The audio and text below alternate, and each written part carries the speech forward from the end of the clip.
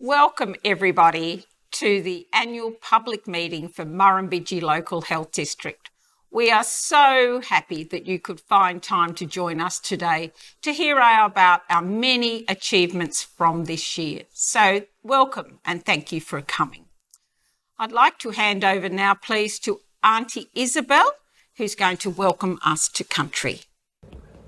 I'm Auntie Isabel, Wiradjuri Elder, and I'm here to present the Welcome to Country, which is so very important and also very necessary, as it demonstrates an ancient tradition to welcome visitors to our ancestral lands, which has been conducted over thousands of years to officially welcome people and to identify who we are and who you are. I would now like to acknowledge and pay my respects to the custodians of this land, the Wiradjuri peoples, whose land you are gathered on here today. I also wish to acknowledge our elders, past, present and future, for they hold the memories, their tradition and culture of all Aboriginal Australians. So in recognition and respect for all Aboriginal people, our culture and heritage, it gives me so much pleasure to welcome you all here to the land of the Wiradjuri peoples. Thank you.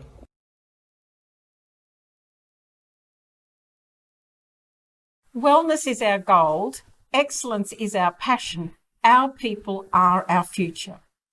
These are the words we have heard many times over the last 4 years. They were and still are very important as they describe our vision for Murrumbidgee. They gave us direction, determined our purpose and described our success. Like any organisations, we have matured and it's time to move on, so we have begun the path towards a new strategic plan with a new vision, new priorities and new outcomes. A plan that is simple, clear in meaning and most importantly, inspiring. Getting the strategic plan right is so important because it sets the overall goals for Murrumbidgee Local Health District and gives us a plan to achieve our goals. It involves stepping back from our day-to-day operations and asking, are we headed in the right directions and what are our priorities?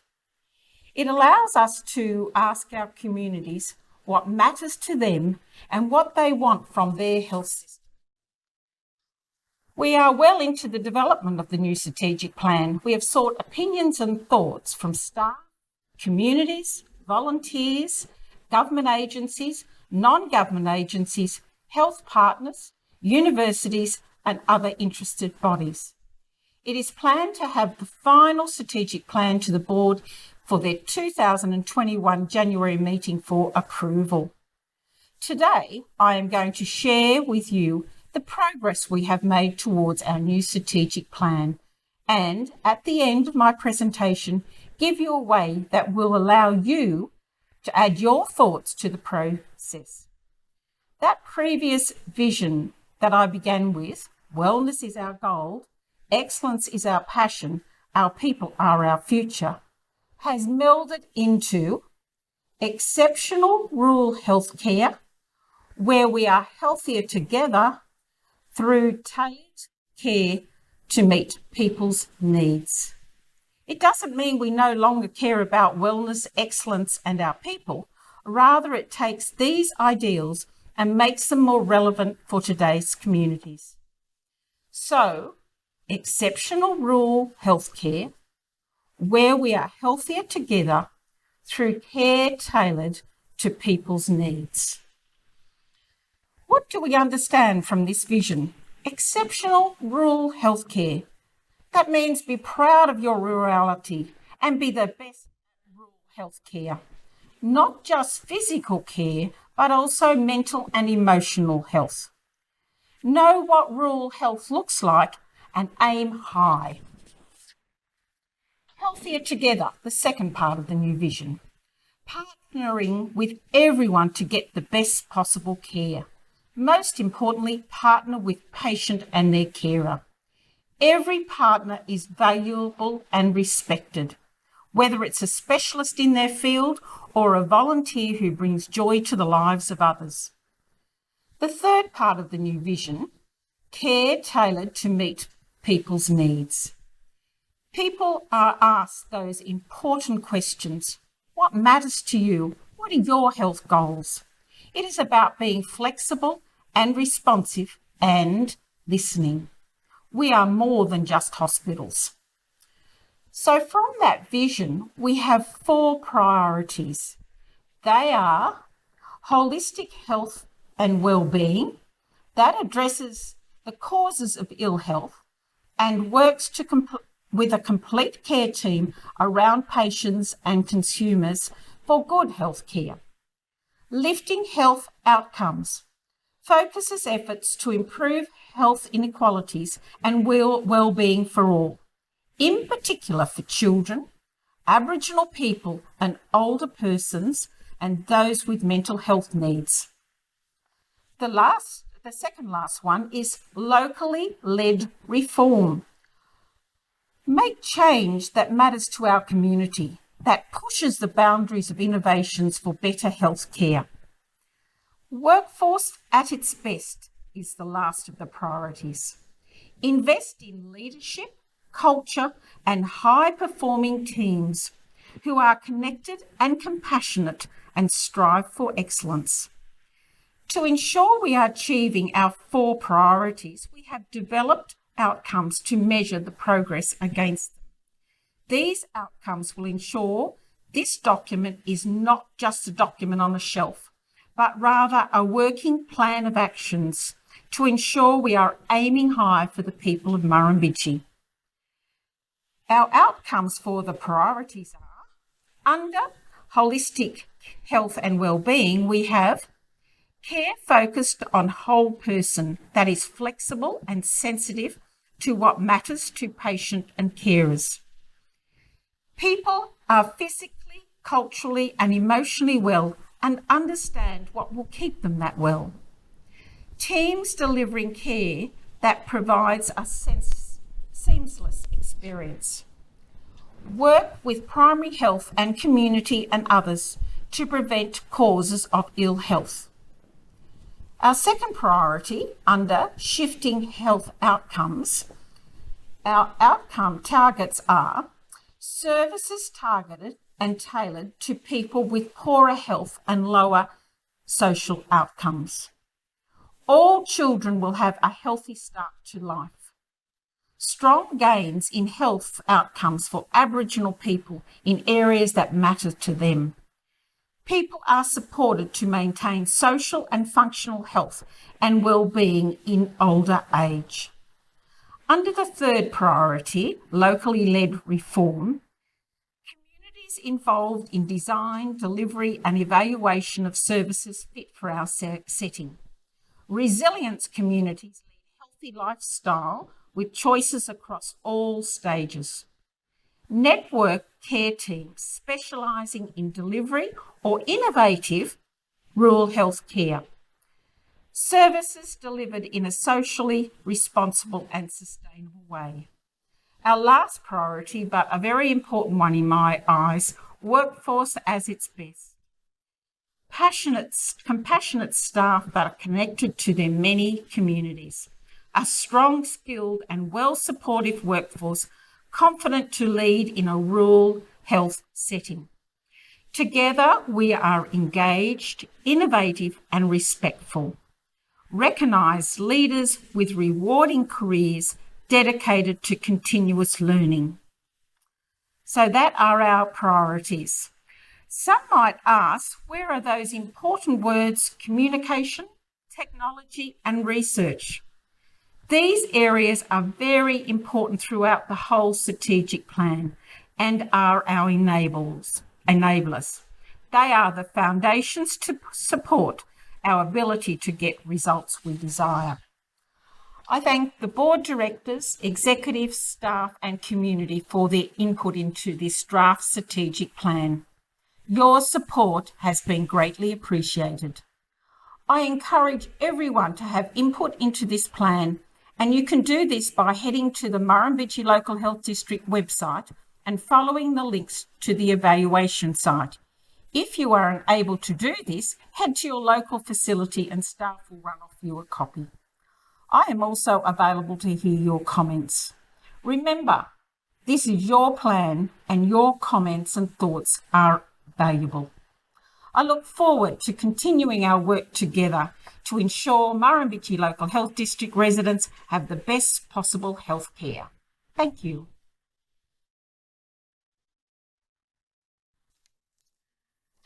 I'd now like to present to you our Chief Executive for Murrumbidgee Local Health District, Ms Jill Ludford. Jill's going to talk about the achievements we have made during this year and also our path into the following years. So welcome, Jill. Thanks very much, Gayle. I'm going to talk to you now about the achievements of the Murrumbidgee Local Health District over the last 12 months. I'll start by also acknowledging the traditional custodians of this land, the Wiradjuri people. Murrumbidgee Local Health District is spread across 126,000 square kilometres.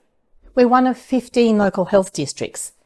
We operate 33 public hospitals, 12 community health centres and employ over 3,300 staff. And importantly, we also have 33 local health advisory committees and hundreds of volunteers. We have a mental health and recovery unit, and we also operate a Southwest Brain Injury Rehabilitation Unit down in the Albury region. It's a diverse community of which we cover, and we have a range of complex health needs right across our region. We have had a disruptive year this year. Our lands, our communities and our people were disrupted in a way and adversity of which we have never seen before, starting with the drought, prolonged bushfires, and then COVID-19.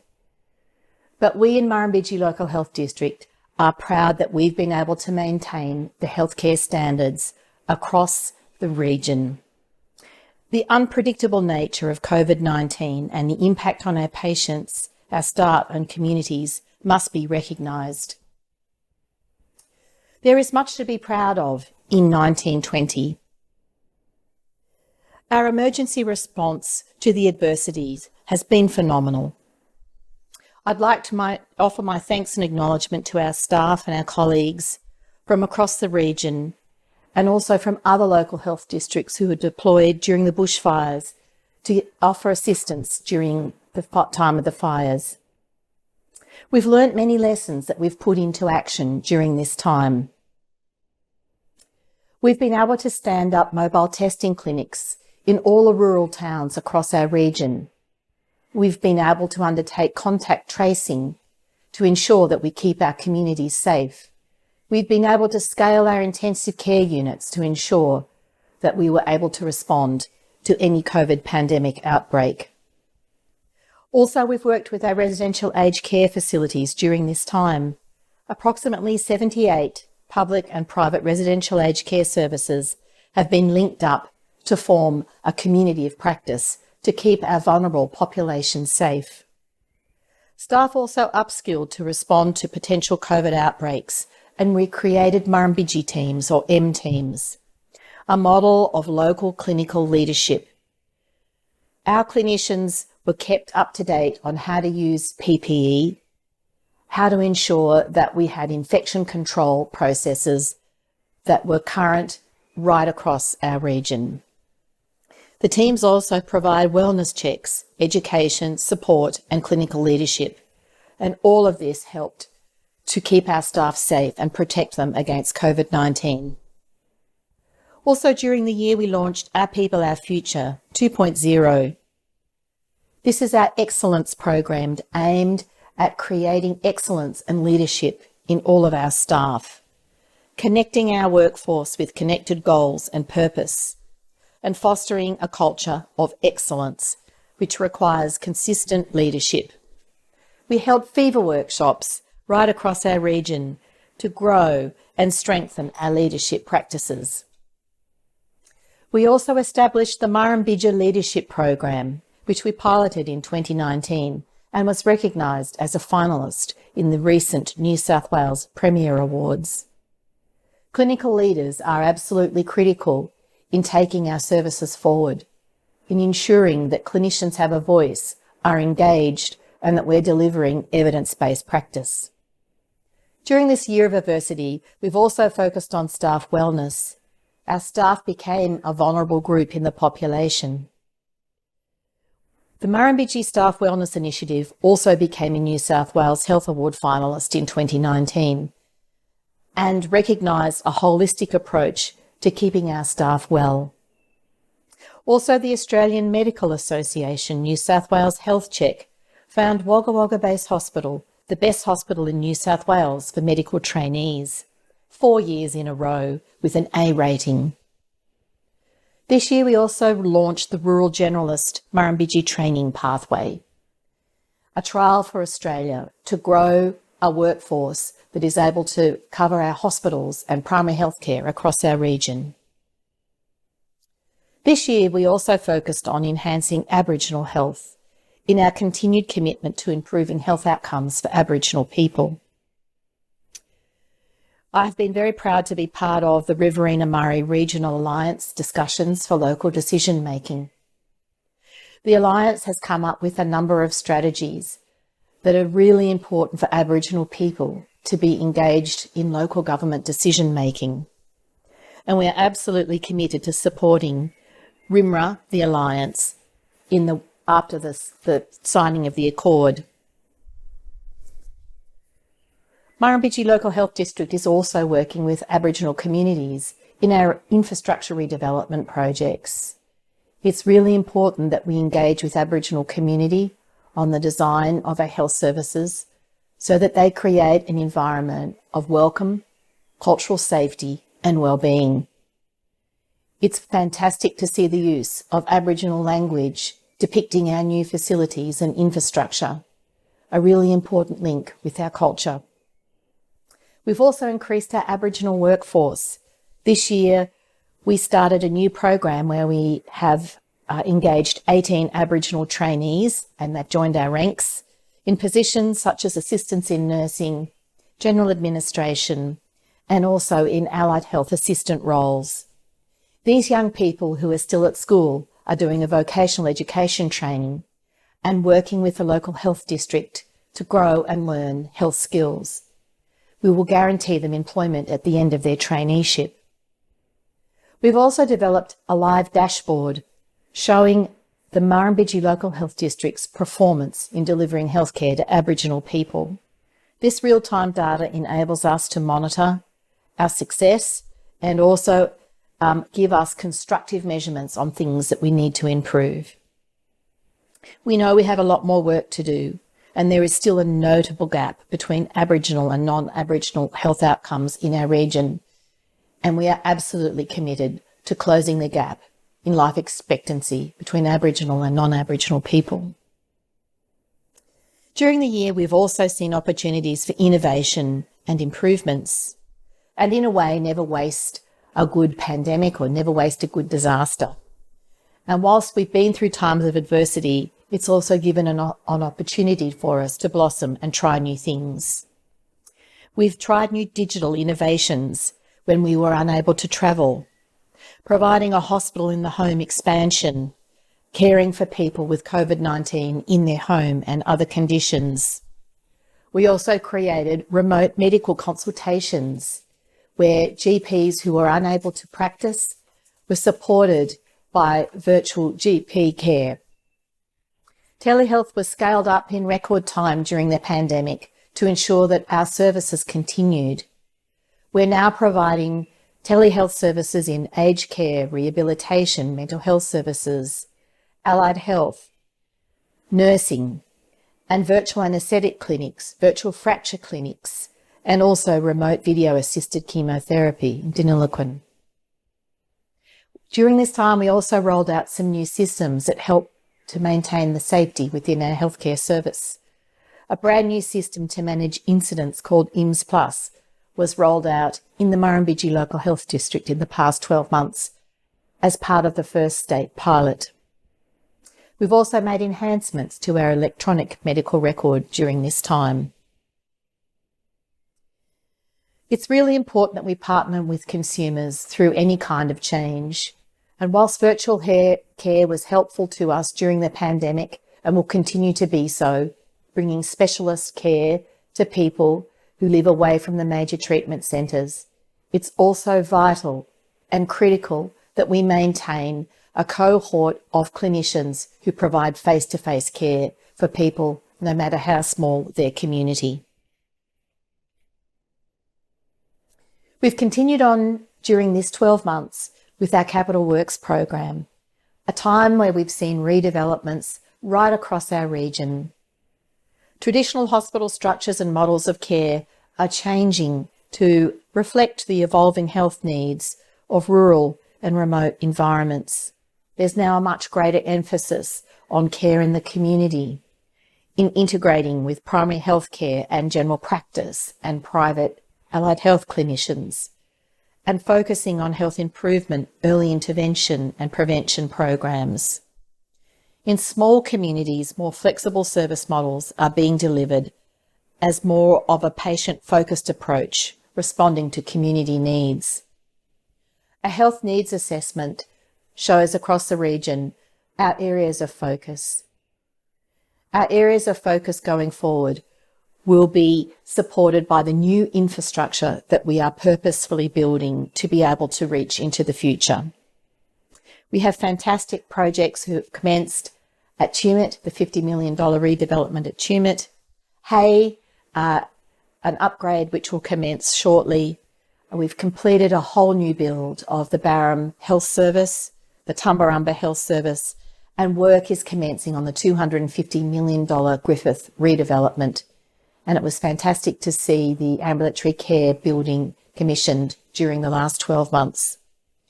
And finally, the last stage of the Wagga Wagga Base Hospital redevelopment, stage 3, which is our ambulatory care building, which is delivering community services as well as aged care, inpatient services, rehabilitation and specialist mental health for aged care people.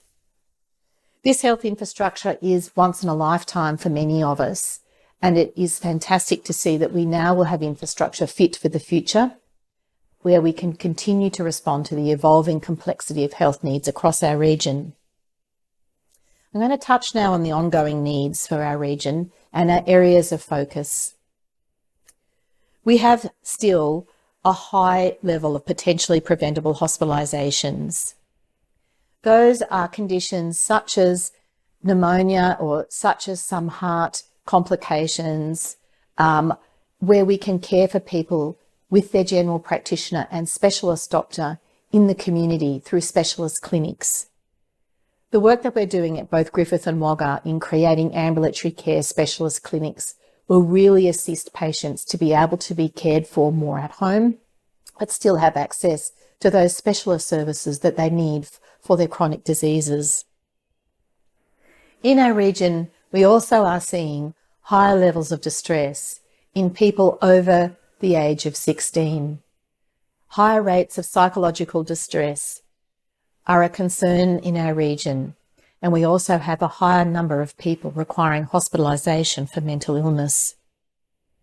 Reducing the number of people being hospitalised for mental illness and continuing to care for people in the community is an absolute focus for our region, and in particular, addressing the suicide rates that are so problematic in rural New South Wales.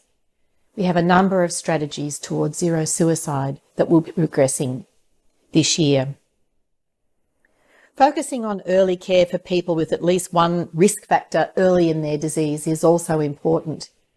Rather than waiting for people to be so ill that they need to be admitted to hospital, we're now working with general practice and intervening early in chronic disease management and wrapping services around patients, preventing them needing to go into emergency departments for care late at night or on weekends.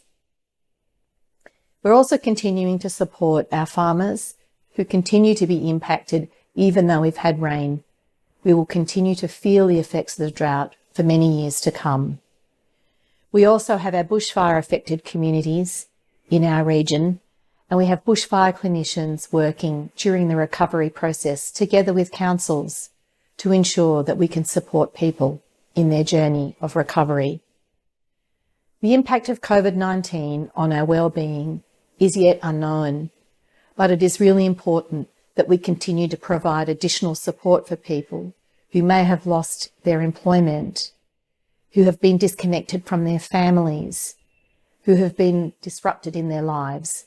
And we will continue to provide additional support for people who are distressed through the COVID-19 pandemic. Our challenges and opportunities for the year lie ahead, but we have developed goals to address 7 key focus areas for this year coming forward. The first one is about sustaining our staff. Our staff have also been through drought. Our staff have been through bushfires and the pandemic.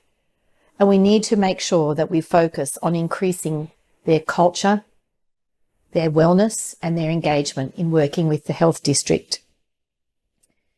Our People, Our Future 2.0 is all about keeping our staff engaged, because happy staff, happy patients. It's important that we recognise their good work, that we give them opportunities to learn and grow and prosper, and to attract other people to come and work in our region alongside them. We have many examples of best practice right across our region. Recently, we have been recognised across the world as being gold standard in the stroke services that we deliver. We've been benchmarked on a global basis as being right up there as the best right across the world. We need to use these opportunities to celebrate the good work our staff do. We're also building staff capability, continuing to develop leaders, give people opportunities to study, specialise, and try new things is really important in a high-performing health organisation. Staff need to feel that they're happy to come to work, that they are able to do research, that they're able to use innovation as part of their work going forward. Increasing our Aboriginal workforce is an important goal for us. We need to be able to provide an equilibrium in our workforce where we have equal percentage of people in our district workforce as we do in our population. So aiming for that 4.8% of our workforce to be Aboriginal is very important. Aboriginal workforce can welcome, alongside their colleagues, Aboriginal people safely into our healthcare services and ensure that they feel comfortable to improve their outcomes. We're also building a paediatric workforce to be able to care for children right across our region. We know the importance of the first 2,000 days of life, ensuring that children are healthy to sustain their growth, their learning, and their part in our community going forward. Having specialist community paediatricians working alongside our GPs and strengthening the support that we're providing in the towns where we don't have specialist paediatric services is an absolute focus for us this year. If children do experience any delays in their development or learning, we need to be able to provide services to them in their locality and ensure that we can connect them with the network of specialist services that they may need, whether that's in Wagga Griffith or with the Sydney Children's Network in Sydney. We're also advancing our work to reduce the number of suicides across our region. This is really important work, ensuring that people, when they come into our care, are followed up if they are stressed and at risk of suicide.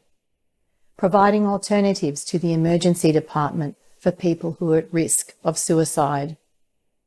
And working in collaboration with all of our other providers in the community to help our wellness across the region. We're also sustaining work that we have undertaken during COVID-19, providing services into our residential aged care facilities.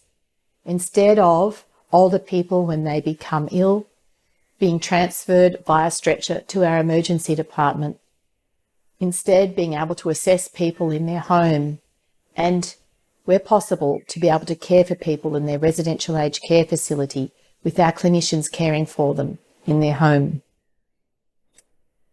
And finally, work we're doing now around delivering consumer-focused care through flexible service models. During COVID-19, we expanded our Hospital in the Home program, being able to digitally monitor people and their vital signs during their illness. This work is now continuing to be able to cover other diseases and ensure that we can provide acute care for people during their illness at home rather than in hospital, but still receive medical care, nursing care and specialist care when needed.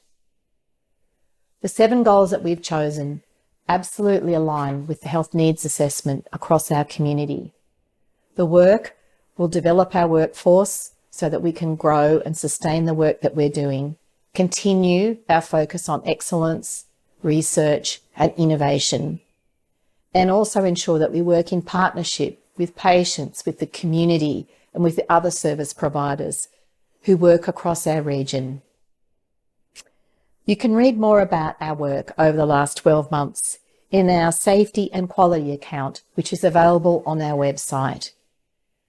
On behalf of all the staff of the Murrumbidgee Local Health District, I'd like to thank the Murrumbidgee Board for their support during the last 12 months, to all our volunteers and our United Hospital Auxiliary workers and our local health advisory committees for the work you have done supporting us during this difficult year.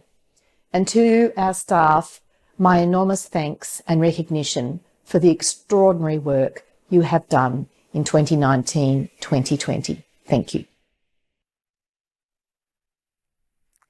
I'd now like to introduce Kevin Lawrence to you.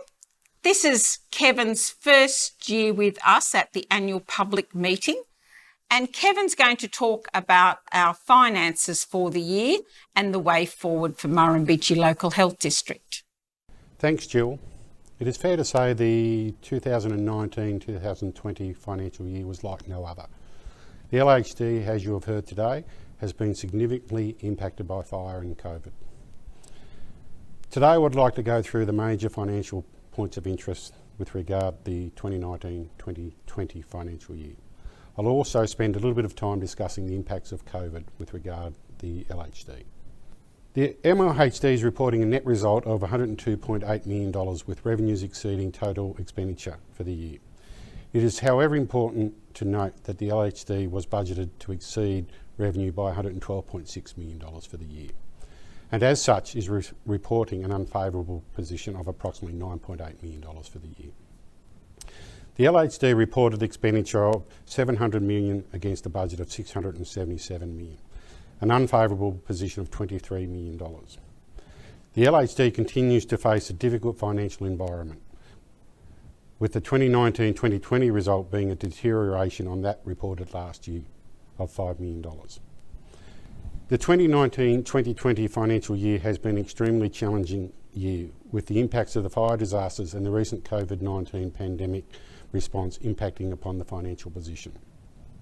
These recent disasters impacted in a number of ways, not only from a direct financial outlays perspective, but also from the perspective of time and energy, much of which was appropriately directed away from pursuing change plans required to improve the LHD's financial sustainability during these significant and historical events. The LHD continues to work closely with the Ministry of Health and other relevant stakeholders to improve the financial sustainability of the LHD. Total expenses increased by a little over $32 million in the 2019-2020 financial year compared to that of the prior year. This represents an increase of about 4.8%. A little over half of the LHD's expenditure is in employee-related costs. This category of expenditure increased by about $14.6 million or 4%. Award increases account for about 2.5% of this increase. That's about $9.5 million. And there was also an increase in the staffing levels last year. VMO payments increased by $7.2 million or 15.6% compared to the prior year, with the increase being associated with the COVID-19 response and the commencement of a number of clinical services that were previously supplied by external providers. And there's also a change in accounting requirements for the medical locums. Depreciation increased by about 4.8%, with this increase being primarily associated with the change in accounting standards for leases. These standards also impacted on the reported values for this year for finance costs. Total revenue sources increased by $97 million compared to the prior year. The major driver of this movement was the increase in capital receipts from the Ministry of Health, with the revenues received for the redevelopment of Wagga Base Stage 3 building, Griffith Base hospitals, and the redevelopment of the MPS's Stage 5 programs. I will provide additional information for interest on the capital program a little later in this presentation. The Ministry of Health recurrent funding allocation increased by just under $35 million this year. The Ministry of Health provided additional funding during the year for COVID-19 of about $15.5 million. The Ministry also provided Treasury economic stimulus of about $3.9 million. Funding for isolated patient travel also was provided by about $3.8 million. There was also support for a change in private health insurance rates of $3.5 million, and there was also support for the fire disaster of about $1.5 million. The statement of financial position, or the balance sheet, is a statement of the LHD's assets and liabilities as at the 30th of June 2020. The LHD's asset base has increased by $126 million this year. Most of this is associated with the increase in the non-current assets of the organisation. This also includes the impact of recognising leased assets in the balance sheet this year. I will also provide a little bit more detail with regard to the increase in property, plant and equipment a little bit later. The LHD reduced the amount of debt or receivables owed to it by approximately $2.3 million this year. Total liabilities increased by $23 million through a combination of the recognisation of the lease liabilities, but also the increase in the employee provision, particularly around annual leave, which increased by about $4 million and was significantly impacted by COVID-19 during the last quarter of last financial year. Significant capital enhancements have been seen at a number of facilities, with the table shown here summarising the major enhancements during the year. You can see here Wagga Base Hospital Stage 3 redevelopment, nearly $80 million. Griffith Base Hospital Stage 1, approximately $17 million, and the others are there for you to see as well. I thought it might be interesting for people to see a little bit about what happened during the last quarter through COVID-19 and what the impacts were. So as everyone would be aware, COVID-19 has had a significant impact on society and also the LHD. And most of you would be aware the LHD experienced significant reductions in the activity in the last quarter of last financial year. So I'll take a little bit of time now just to illustrate some of those impacts. This slide here demonstrates the impacts of COVID-19 really clearly with bed days at our hospitals. You can see with the occupied bed days across the district that a large reduction occurred in the last quarter of the last financial year. Overall, the activity for the last quarter of financial year 20 was 11% lower than the anticipated levels, with the month of April being 14% lower than the April of the previous year. You can also see the impacts at Wagga, Griffith and the regional facilities. The activity dip in April is clear. It is interesting to note that the activity following April has not been uniform. It is also interesting to note that in terms of bed days, the regional facilities account for 60% of all activity. This is a reflection of the importance of service provision in the regional towns that we provide services for. During COVID, bed days reduced 7.5% at these regional sites, with April being 10% lower than the prior year. Activity in June has yet to return to prior year levels. Overall surgery levels for the year decreased by a little bit over 1,000 cases compared to the prior year. This is a reduction of 5.8%. Prior to the COVID interruption, surgery levels were about the same and were in fact slightly higher at 0.2%. Monthly surgery volumes in quarter 4 reduced by approximately 23.4% compared to the same period last year, and were 22.5% lower than the pre-COVID monthly averages for the 9 months prior to the COVID shutdown. This decrease includes the surgery that was moved to the private sector at that time. This reduction in surgery has had a significant impact on our waiting list, which is something we are working hard to currently to improve. The emergency department impacts are clear for everyone to see from April to June. The average attendance levels dropped by approximately 28% relative to the pre-COVID period.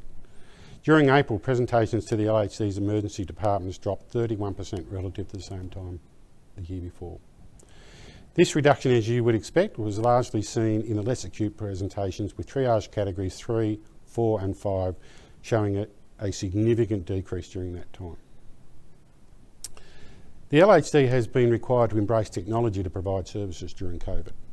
As part of this pandemic response, the use of video technology as a means to assist our community has increased significantly compared to prior years. The LHD has seen an increase in the use of video technology prior to the pandemic. The pandemic certainly impacted on how the LHD assisted its patients. The use of video increased by approximately 367% during the COVID period.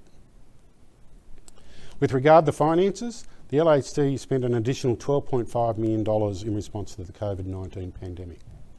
Approximately $5 million of this was spent on purchasing appropriate surgical services from the private hospital sector. Significant investments in the ICU capacity and hospital readiness, about $2.5 million. Additional resourcing for the emergency departments, about $600,000. And the provision of COVID testing costing approximately $1.3 million. Through this period of time, we also established a virtual health service and purchased approximately $733,000 worth of technology to assist us with this virtual service. The LHD has also spent an additional $400,000 on provision of additional personal protective equipment during the last financial year. The LHD has been extremely well supported by the Ministry of Health, who provided significant financial assistance, with New South Wales Health providing budget support through this time. As part of the COVID-19 response, the state supported the LHDs with a range of capital items that would assist the fight against COVID. The table above summarises some of the equipment that New South Wales Health were able to supply the LHD. This equipment will not only support our defence against COVID-19, but is also available more generally. The LHD has received its formal 2021 service level agreement, which contains the budget allocation for this 21 financial year. The LHD's expense budget has increased by nearly $16 million, or 2.45%, to a total of $664 million. Our own source revenue targets have decreased by approximately 3.8%, or nearly $4.3 million, for a total of $107.9 million. As usual, the audited financial statements are available on the MLHD website. Thank you. Well, I've got the great occasion at the moment to announce the Board Chairs Year Awards. And there was a lot of people nominated, and we know what an important role our volunteers play in Murrumbidgee Local Health District. They are in each part of our organisation, in all our organisations, and I know how much they're appreciated, especially in the aged care units. So my first award in the volunteer section of this year goes to the Lake Angelico Multi-Purpose Service Entertainers. Now, what group would have entertainers except at Lake Angelico? Why I awarded this award is that we know in hospital you're often sad, you're often lonely, you're there not because you want to, but in come these people who brighten up the lives every week of these people. They tell jokes, they sing songs, they dance, they fool around. What more could the people at Lake Angelico want? So congratulations and thank you so much for what you do for our people. Thank you. Thank you.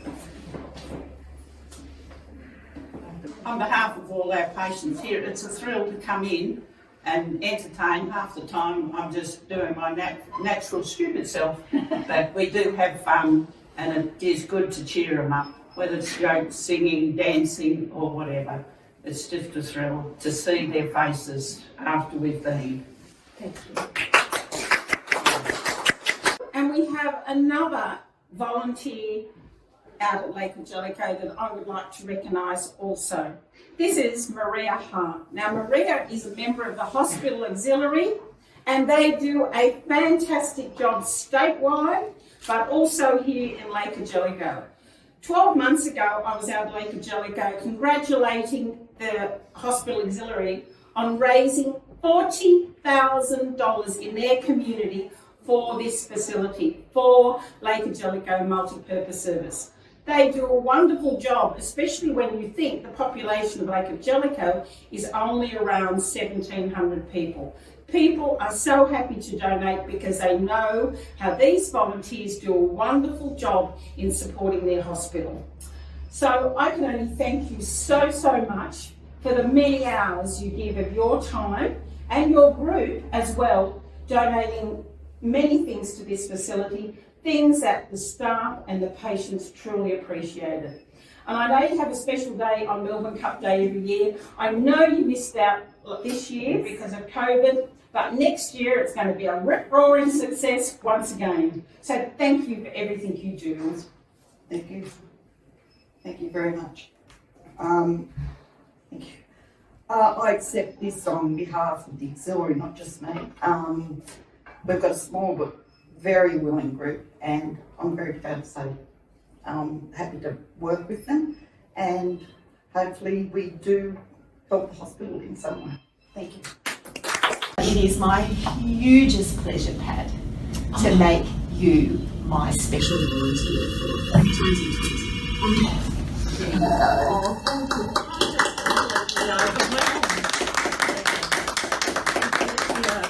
And also the work of your whole LHAC. And so you can proudly choose where you put this up, whether it's in your house or in your facility, but these are your special things from me to you, Pat. Oh, Jill. Your beautiful LHAC team put in a submission for you for Volunteer of the Year. And Pat, I had the pleasure of reading through literally dozens of applications. You epitomise volunteering. I don't think this is the only committees you're on, like LHAC and United Hospital Auxiliary. From what I read, Pat, you are on lots of different committees in Gundagai, but the bit that I loved the most was what they wrote about your warmth and just your personality, about how you welcome people into your town and how you engage with people and all people. And there was a bit in there about your work with people with lived experience with mental illness and the work you've done around helping people. Tell me, why do you like working as a volunteer in all? How many organisations are you part of? Quite a few. Yes. Well, I love people. I love being around people, and that's probably why I do it. I enjoy being with people. It's just the way I am. I thought that was really excellent. Yeah. So we had a big one last year. Yeah. Yes.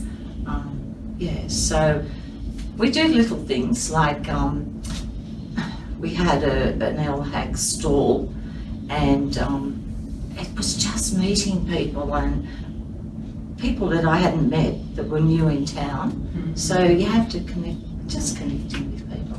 Yeah. I think that sums it up, doesn't it? Connecting with people. Jane tells me you've always got time to have a cup of tea with people. That's what people like, isn't it? Yeah, I do. And that's why people love moving to country towns, because just having people reach out in that warm way and connecting them into the community is everything. Yeah.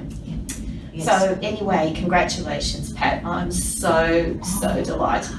But I don't think I'm worthy of it. I just do it because, So congratulations. One last round of applause. Now we can have Leanne's beautiful morning tea, which is for you. Hi, now we move to our keynote speaker for today. And Jo, it's my fault you're here today. I had read so many great things about you, I thought it would be good to share your story with everybody. And just because it's got a name like Murphy doesn't mean you're special, but you must be pretty special. So today we'd like to welcome Dr. Jo Murphy to present to us. Jo is the first registrar to receive the Murrumbidgee Rural GP training contract. Dr. Murphy grew up on a sheep, Jill only likes cows, and wheat farm near the small village of whatever. on the outskirts of Murrumbidgee Local Health District. Dr Murphy is delighted to be part of this program. Being able to stay with the one employee while I continue my training reduces the administrative burden of moving between employers and facilities, Dr Murphy said.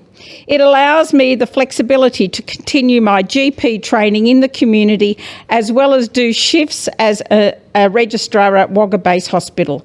I can also upskill in different areas such as emergency and paediatrics, areas that play a big role for rural GPs. Most importantly, I have support in terms of being able to maintain and develop professional relationships. These are all the things that make you great, Dr. Joe, so welcome, and we're delighted to have you with us today. Well, good afternoon, everyone. Thank you very much for that very kind introduction and for giving me the opportunity to speak to everyone here today. As was just mentioned, Joe Murphy's my name. I'm a GP obstetrics registrar here at the base, and I'll touch on a bit later what that exactly means. But the invitation today is to speak on a number of different areas, including my background, where I grew up, how I got into doing what I'm doing at the moment, and what this new model of training GPs will be like for Murrumbidgee and hopefully for wider Australia, pending its success. So to go all the way back to the beginning, I think it's good to go to Murrumbidgee, which is I think what you were trying to pronounce earlier. It's a small town, so I won't punish you too much if you don't know where it is. But I always like to spruik Murrumbidgee. It's a very small village on the northern aspect of the health district, and it's mainly farming families that live there. It's about 2 hours north of here, in between Temora and Young. Growing up in Murrumbidgee was a unique experience. I grew up on a sheep and wheat farm, and it's really pleasing to note, as we speak at the moment, there's harvest underway across the district, and from all accounts it seems to be a bumper year across a number of crops, so that's always good to see. But growing up in Murrumbidgee, I grew up on a small sheep and wheat farm, so the nearest doctor, the nearest loaf of bread was 50 kilometres away. So there wasn't a lot in terms of healthcare services in the village that I grew up in. The school itself only had 2 teachers and about 24-ish kids from kindergarten all the way through to year 6. So that was a unique experience growing up there, but something that I wouldn't trade for anything. Going to Young for high school was a change. It was something that certainly I enjoyed, but it was a step up from growing up in Murrumbidgee.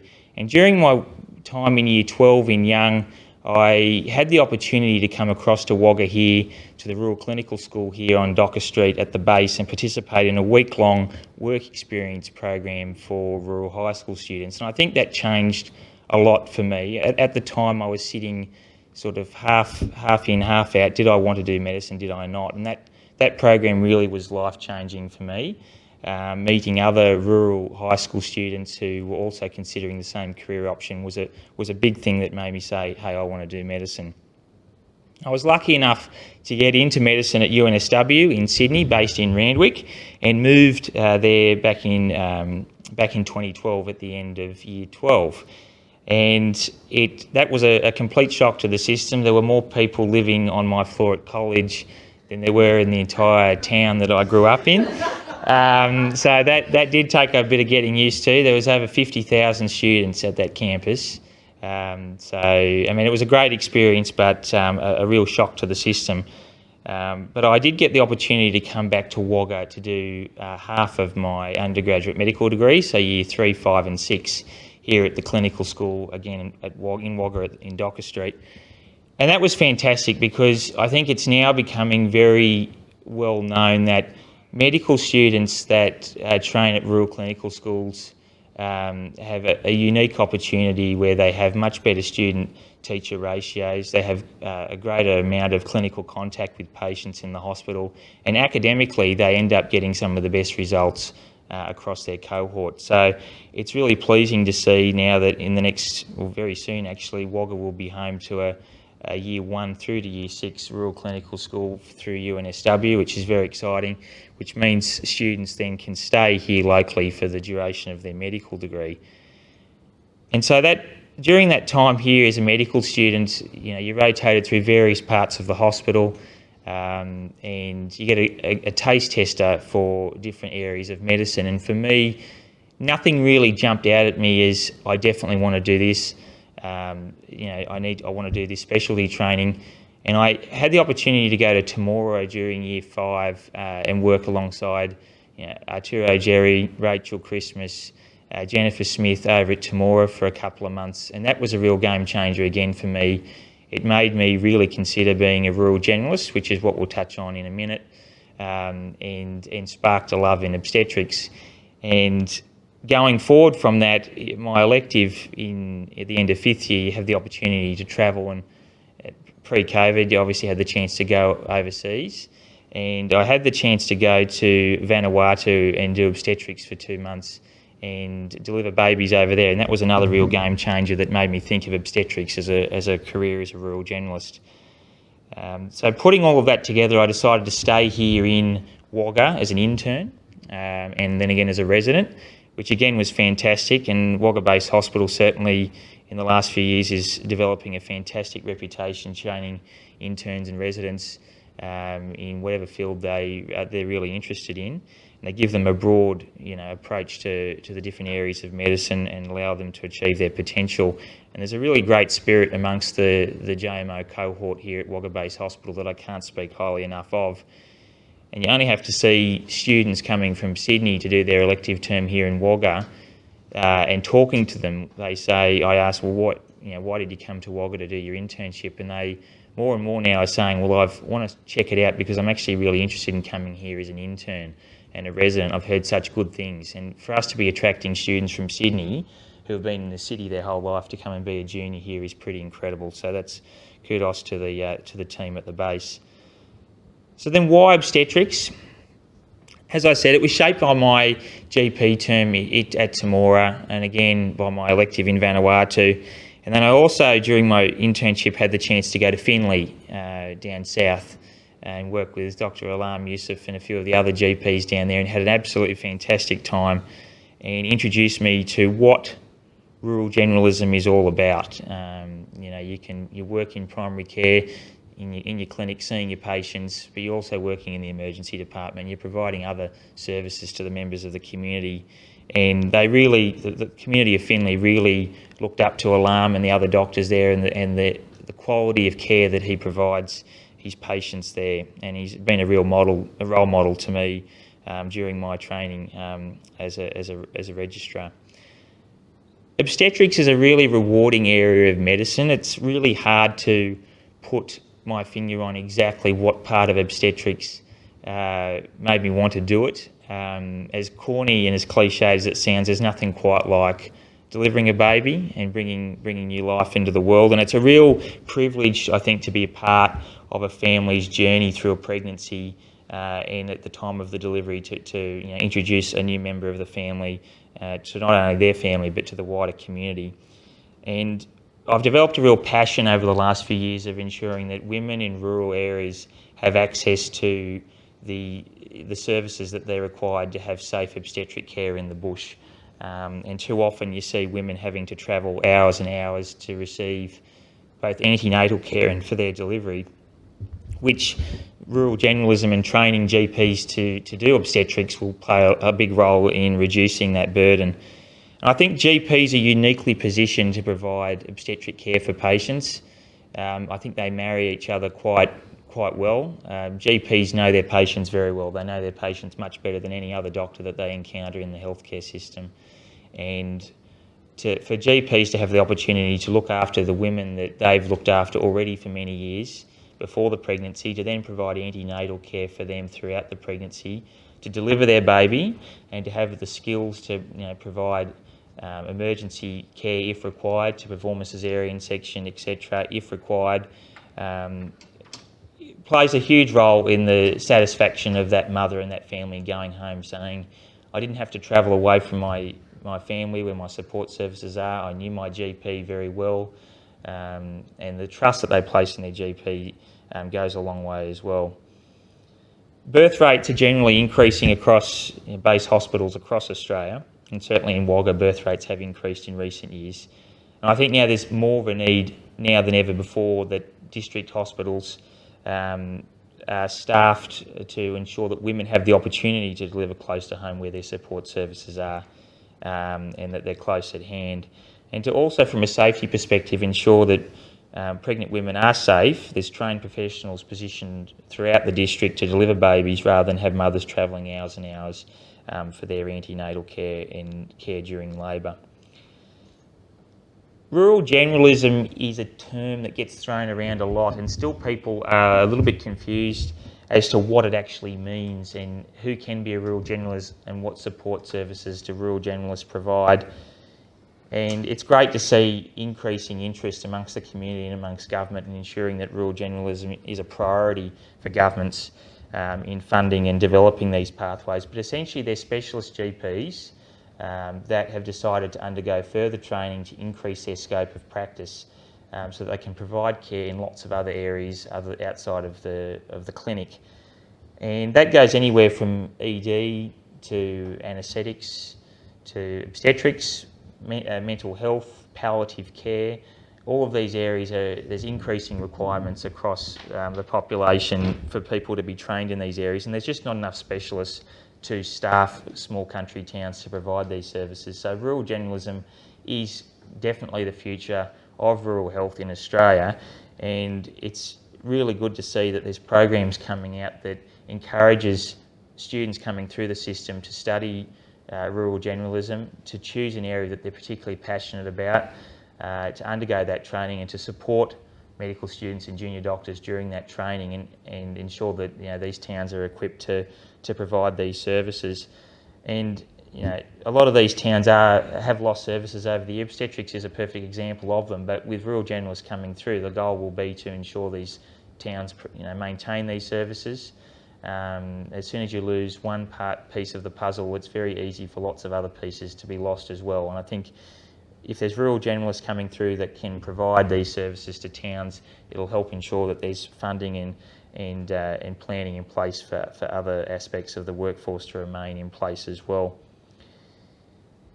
So I think, and again, that comes back to the burden on base hospitals and the travel required. Anaesthetics is another great example. People that can have their minor surgeries in peripheral hospitals reduces the burden on theatres and beds in Wagga as well, and it means that people don't have to travel as long as well. And from an emergency perspective, people that only have to travel down the road to see a doctor in their ED is much better than having to get in a car and travel hours as well. In terms of what this new model that Murrumbidgee have come out with, what it does for people, it's an incredible model in that it's a single employer model, and what that means is that JMOs coming through the system who are interested in being a rural generalist can sign up with the Murrumbidgee Local Health District as a rural generalist trainee and remain an employee of the local health district for the duration of their training. And that's big because at the moment it's once you leave your residency and go out into the wide world and start doing general practice training, you need to negotiate a contract with every practice you go to, including local hospitals. In terms of coming back to the base hospital to further your skills, that can be a real problem as well, administratively and logistically. And especially for something like obstetrics and lots of the other areas that rural generalists are training, it's really important that once you do your training in that area, training's not a static thing, as many things across medicine are not static. It's important that we give junior doctors and registrars the opportunity to continue their training and continue their professional development. And I think the rural training hubs and the collaboration with the health district with this model will go a long way to achieving that, in that you can go out to various GP practices across the local health district. You can continue the relationships you've developed with specialists here at Wagga. You have the flexibility from moving from the primary healthcare clinic, the GP practice, to the local hospital in whatever town you're in, back to Wagga to do further training in different areas, and you have that flexibility, and that's the biggest word I'd use to describe the new model, is flexibility, at being able to move in between the different areas of practice. And I think that'll go a long way in ensuring the workforce is sustained.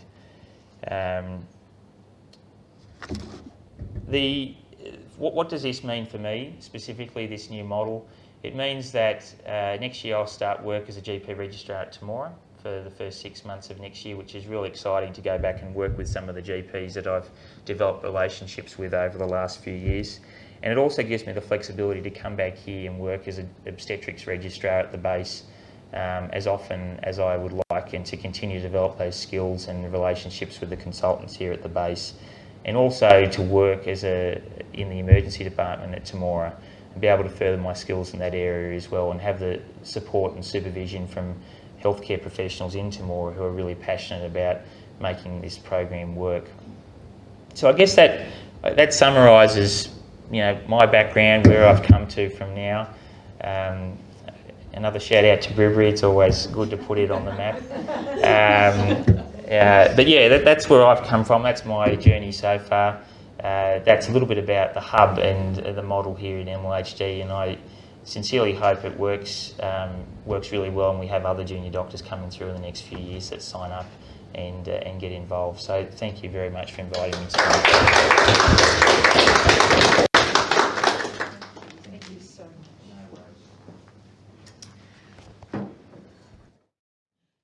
So once again, thank you to Dr. Gayle Murphy, a shining light for the future.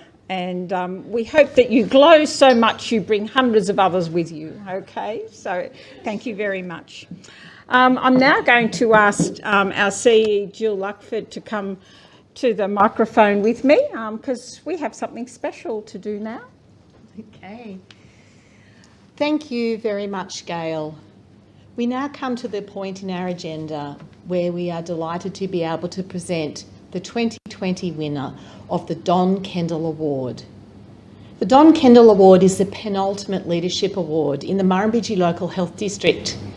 And for those of you who didn't know Mr. Don Kendall, he was the man and the pioneer who went from being a farmer, just like you, Joe, to creating a regional commercial network in our region that became an enormous success. And Don's story is one of passion, one of pioneering spirit, and one of innovation, where he created a whole team of pilots that flew people in and out of this region. So it is my great pleasure this year to announce the Don Kendall Award winner for Murrumbidgee Local Health District as Angela Farrell.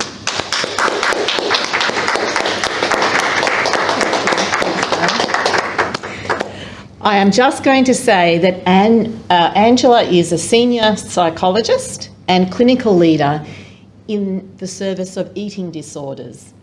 And certainly when Gayle and I read the submission that was put forward actually by your mental health team and Samantha Pearce, who nominated you, Angela, everything about Don Kendall shone through in your submission. It talked about you as a pioneer and some of the work that you are doing for people in our region who have not had access to good physical care and good mental health care and wellness, for people who suffer from eating disorders. So we'd be really pleased to hear from you a little bit about the work that you've done to really improve services for this really important service in our region. Thanks, Jill. And while you're doing it, can you do arm exercises? You'll find out in a minute why. I've been told it's very heavy. Very heavy. To get the core working. Thanks, Jill. Thanks, Gayle. This is a real honour. Thank you. The work I do in eating disorders, I've been in this role for 3 years, and it's a role that there's one of me in every LHD across the state. So we work collaboratively with our tertiary services, and more importantly, looking at what the big picture plan is for the state and how we apply that to our local district. And that's going to look very different in different districts, particularly in rural areas. And I do feel like a pioneer because we're out there, we're trying to skill up clinicians and get the existing resources we have working for people with eating disorders, so we can admit them locally to our 2 main hospitals. We can have people discharged from hospital, stay at home for treatment where possible, and be followed up with multidisciplinary teams consisting of GPs, as Joe's just talked about, dietitians, mental health clinicians, and have that collaborative care. So lots to do yet, but certainly in 3 years we've made a lot of progress, and it's fantastic, job to do. And I guess I really enjoy showing leadership to bring people together, have conversations and build good relationships that help our consumers with eating disorders. And I guess this year it's been a massive year, as we all know, huge year for so many reasons, which I probably don't need to spell out. And to get this award this year, when we've had so many of our leaders in our district actually, really put their hand up, do some fantastic work to problem solve all sorts of things we've had to do. I think we've seen a lot of emerging leaders as well who have risen to the occasion to deal with everything from day one this year, our bushfires, our response to that and ongoing response to that, COVID, and all our normal business as well, which is difficult at the best of times. So we've had all of this going on in the mix, and to have so many leaders doing so much this year, for me to get the award in amongst that is an absolute honour. So thank you very much, I appreciate it. Thank you.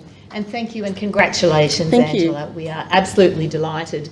Over here, we will not try and pick up the entire trophy because it's made of a beautiful piece of ironbark gum.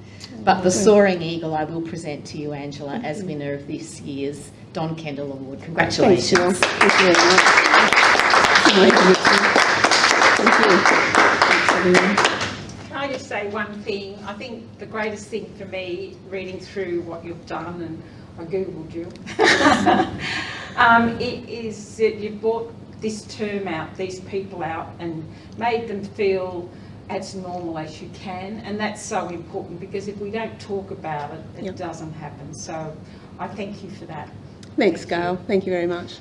Thanks, everyone. Thank you.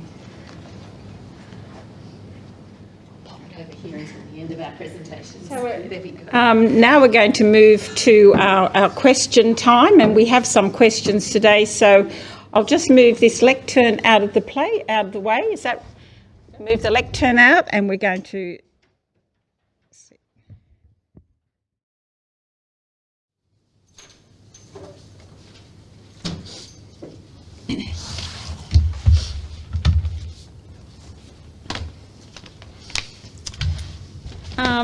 Our first question today comes from Tony Tunstall, and Tony had a question about mosquito plagues and the potential outbreaks of mosquito-borne disease in his area. And I'm very pleased, Tony, to be able to say that we have contacted our public health unit, and Jill spoke a lot about our public health unit and what they've been doing during COVID. And they will liaison with the Cootamundra-Gundagai Regional Council and inspect the areas concerned and, as appropriate, recommend remediation actions. So hopefully we'll get rid of all those mosquitoes that's buzzing around Tony day and night. So thank you for your question. The second question comes from Shirley Berg. And her question was about maternity services over the Christmas period, and I might ask our Chief Executive, Jill Ludford, to talk about that. Thank you very much, Gayle. So I'm pleased to say that at the Deniliquin Hospital there will be no planned disruptions to maternity services over the Christmas and New Year period. Over the course of the year we've been able to recruit to midwives to work in the unit, so it's pleasing that that service will continue all over the Christmas New Year period, Gayle. Thank you. The next question's from Timothy Berg, and it was around cancer services at Deniliquin Hospital. And yes, we do. I mean, part of our make-up for Murrumbidgee Local Health District, and it was interesting, Joe, you were talking about it, is getting as many services as we can closer to home, but services that are safe, quality services and ones that deliver excellent care. And at Deniliquin we do have some cancer services because we are able to deliver safe, quality and excellent services. Cancer is such a broad area with specialists in many areas, and these specialists train for many years. It could be in throat cancer, brain cancer, breast cancer and many, many more specialties. When somebody is diagnosed with cancer, we must head to the leaders, to the specialists that have trained for years in that area, because we want to give the best possible care. So yes, we have services closer to home, but these are the ones that we can deliver safely and is so important. When there's areas that are major in our health, we go to where those services are. Some figures that were announced in Timothy's question, we're going to follow up with those figures. The Ministry of Health have figures on cross-border cancer cases, and we're going to follow up that and have a look at the figures. So thank you very much for your question, Timothy. The next question comes from Shirley Berg, and have we got Yes, we have. Kevin. Yes. And Kevin, Shirley's question, I know you have a copy of it, ask about the new facilities that we are building in Murrumbidgee, in particular around Deniliquin. Thanks, Gayle. Yeah, the question was with referencing was the rebuild of the Deniliquin Hospital. As you would have seen earlier, we've had a number of redevelopments throughout the LHD. A lot of the redevelopments have been funded specifically by a capital program that's been targeting improvement in aged care facilities. Capital investment's been based on risk, safety, compliance and service needs. It's just not about the size. And so as clearly that would affect patient care at the smaller sites. To support the facilities, our ongoing maintenance program, our RMR program, is apportioned and directly linked to things like the size, the quantity and complexity of buildings. Plant and infrastructure is provided with fair and operational funding. The RMR supports that is provided by the LHD is significant. Last year we spent about $18 million. That was an increase of about $1.7 million. With specific reference to Deniliquin in terms of when it's likely to be redeveloped, at this point in time, I'm just unable to confirm when that's likely to be. Okay, well, I think it's also important to note that there's a $4.6 million upgrade of the Deniliquin Hospital that's currently underway. And when I was there last week, I was really proud to be able to see the new CAT scanner being installed. And the work for the upgrade will also include improvements to the emergency department, creation of a paediatric youth space, also upgrades to their operating theatres. And that work is ongoing at the moment and will be finished in the new financial year. Great. Sure, will be appreciated by the people of Deniliquin. Another question we had from Janine Hilton, and regarding the aged care beds at Tumbarumba. Jill? Yes, thanks, Gayle. And as you heard earlier today, the Tumbarumba MPS has had a complete rebuild, and it's a really large multi-purpose service, including an expanded residential aged care service. It's a town where we don't have any other aged care providers, so we've really built a hospital that's fit for the future with additional aged care rooms. So all of the facility is fully funded. There are still a number of areas of the hospital that aren't yet open. That's just one of the wings with some beds in it. And that's because we don't actually yet have the residents to be able to fill into that residential aged care section. And it's important that we cohort the residents together in an area where they can be safely looked after by our staff. And as we get more people on the waiting list and more people ready to come into the Tumbarumba MPS, we'll be opening up those new beds in a phased manner. But just to reassure people, it is fully funded and those beds are licensed by the Commonwealth Government. Thank you, Gayle. Thank you. I think that's all the questions we have through today. So we thank those people for their questions. People know that if you have a question, there's ways that Murrumbidgee has set up that you can go through and ask your question at any time. You just don't have to wait for the annual public meeting. There's been so many firsts this year. Some of the firsts I haven't liked. It's in the bushfires, it was the first time we evacuated hospitals. In COVID, Zoom, Teams, Skype, going like this, touching people's feet, lots and lots of firsts. For Murrumbidgee, this is our first Facebook APM. I think it's been successful because it's meant we've been able to have one. If we didn't have this technology, we wouldn't have been able to have one this year. So it's been really good. So another first, lots of first. Once again, I thank you very, very much to everybody out there for your participation in the Murrumbidgee Local Health District APM. It is truly appreciated. I would like to take this opportunity to thank our community and our volunteers for your support this year through a difficult year, and it's been valuable support because it's been appreciated by so many. The board directors for staying strong in such a difficult year, and sometimes I think for putting up with me as well. To Jill and your executive team for your leadership and at the same time compassion. It's one thing I can say about the leadership at Murrumbidgee is that they are always very compassionate and put the consumers first all the time. I thank the staff out there in all our facilities, all 3,300 and something. You are amazing. To our partners, and we have many, many partners, thank you for helping us deliver the services that our residents needed. And there's somebody has just... we just had another question in from Shirley Burge. What's happening in the future for Denny?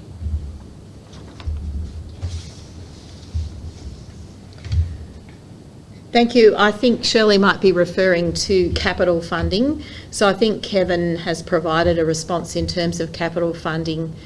The funding for redevelopment of hospitals is provided through the Ministry of Health, and I think it's important that we continue to work with the community to ensure that we have the right service model for the people in Deniliquin that will get us ready for any future funding announcements.